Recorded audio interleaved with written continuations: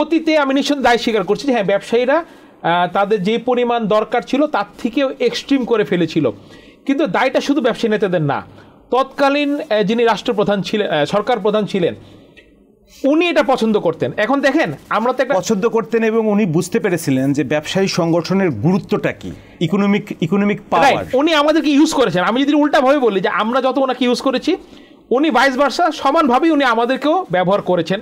এখন আমরা কেন ব্যবহৃত হয়েছি? এখন এই যে রাসেল ভাই যেটা বললো, আমরা ধরেন একটা সংগঠনের সভাপতি, আমাদের কিন্তু আমাদের এই যারা সদস্য তাদের প্রতি একটা দায়বদ্ধতা থাকে, তাদের বিভিন্ন সুযোগ সুবিধা বা অসুবিধা, তাদের উপর অন্যায় যেগুলো করা হয় বিভিন্ন সরকারি দপ্তরগুলো থেকে বা যে কোনো আমাদের পলিসি সাপোর্ট, এটা কিন্তু সরকারই একমাত্র দিতে পারে। এখন সরকারের সাথে সুসম্পর্ক বজায় রাখা ছাড়া আমরা কিন্তু সেই সমাধানটা করতে পারবো না। তার আমার অপশন কি? হয় সরকারের সাথে সুসম্পর্ক বজায় রেখে আমার যারা মেম্বার তাদের উপকারটা করা, তাদের সমস্যার সমাধান করা,